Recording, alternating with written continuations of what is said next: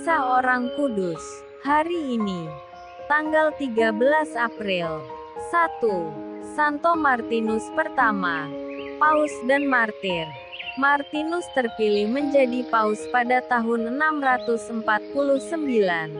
Ia memimpin gereja selama 7 tahun. Pada awal pontifikatnya, situasi gereja umumnya aman. Perhatiannya pada kepentingan gereja dan umat sangat besar. Ia berusaha memimpin gereja dengan sikap seorang gembala. 3 pokok perhatiannya yang utama ialah doa, membantu para miskin dan mengajar.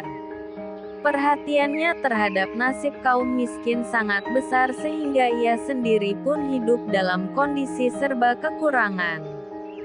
Keamanan gereja terganggu dengan naiknya Konstantin II ke atas takhta sekaligus menyatakan diri sebagai kepala gereja Kristus. Selain itu ia pun menyebarkan ajaran palsu monotelitisme, bahwa Kristus hanya mempunyai satu kehendak. Hal ini menimbulkan pertentangan antara Martinus dan Konstantin II, karena Martinus dengan tegas menolak ajaran itu.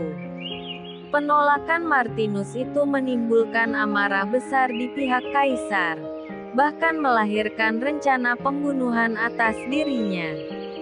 Para serdadu berusaha membunuh Martinus, tetapi gagal.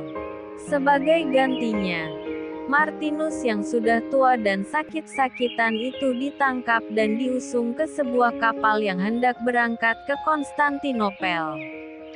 Setelah sebulan berlayar, sampailah kapal itu di Pulau Naxos.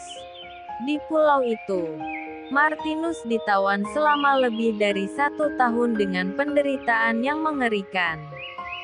Setelah itu ia dibawa menghadap kaisar.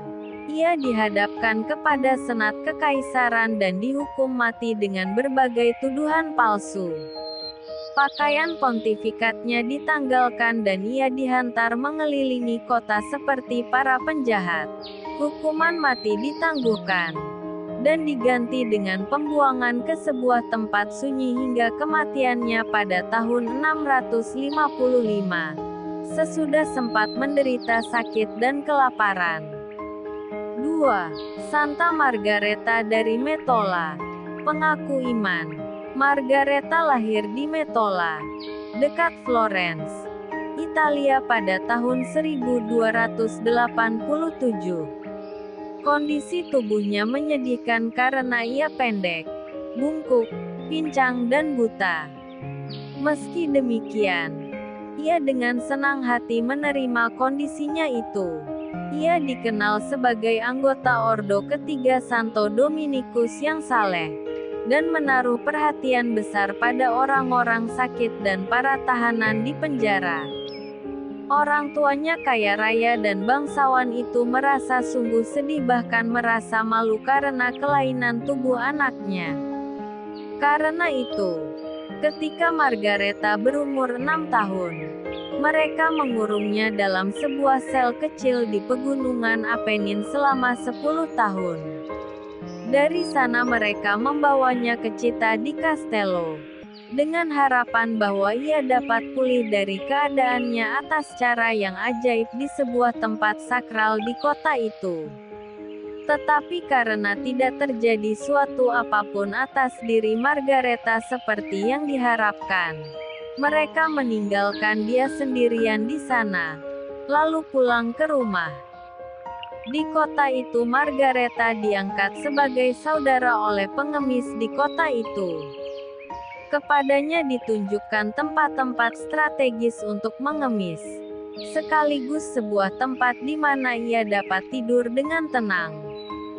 Dalam menjalani hidup dengan cara mengemis dan menggelandang, Margareta senantiasa menampilkan diri sebagai seorang yang periang dan tidak pernah mengeluh.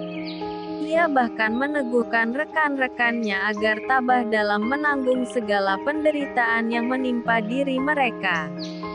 Ia sendiri merasa prihatin dan bingung kalau orang berbelas kasihan terhadap dirinya dan mencemasi hidupnya. Lama-kelamaan, orang-orang sekitar yang mengenalnya pun rekan-rekannya mulai menyadari bahwa Margareta adalah seorang wanita pengemis yang luhur kepribadiannya, saleh hidupnya dan tulus hatinya. Kagum atas kepribadiannya, maka orang-orang yang berpengaruh di kota itu membujuk para biarawati di sebuah biara di kota itu agar menerima Margareta sebagai seorang postulan. Usaha ini berhasil. Margareta diterima dalam biara suster-suster itu. Ia sendiri senang sekali dengan penerimaan itu. Tetapi kegembiraannya karena menjadi anggota religius ini tidak berlangsung lama. Setelah beberapa lama tinggal di biara itu, ia mulai prihatin atas cara hidup biarawati-biarawati itu. Mereka terlalu bersemangat duniawi. Karena sikapnya ini, ia kemudian dikeluarkan dari biara itu. Meskipun pada mulanya ia disambut dengan baik. Setelah keluar dari biara itu, Margareta diterima sebagai anggota ordo ketiga Santo Dominikus. Dalam ordo itu, Margareta adalah satu-satunya wanita muda yang diterima selagi dalam status belum menikah. Ini sesuatu yang istimewa, karena pada masa itu semua orang yang menjadi anggota ordo ketiga itu sudah menikah. Dalam ordo ini, Margareta berkembang pesat dalam kehidupan berbakti kepada Tuhan dan sesama. Ia dikenal sebagai seorang anggota yang taat, saleh dan rajin berdoa. Ia memusatkan perhatiannya pada orang-orang sakit dan narapidana di penjara. Dia berdoa untuk mereka, mengobati mereka dan memberi makanan kepada mereka. Dalam tugasnya ini, ia berhasil menobatkan banyak narapidana dan menyembuhkan banyak orang sakit. Kehidupan rohaninya dikembangkan dengan melakukan devosi khusus kepada sakramen Maha Kudus, Bunda Maria dan Santo Yosef. Akhirnya pada usia 33 tahun, pada tanggal 13 April tahun 1320, ia meninggal dunia dan dikuburkan di gereja Santo Dominikus di Città di Castello.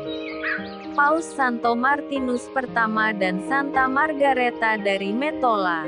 Doakanlah kami. Kak Carla Channel.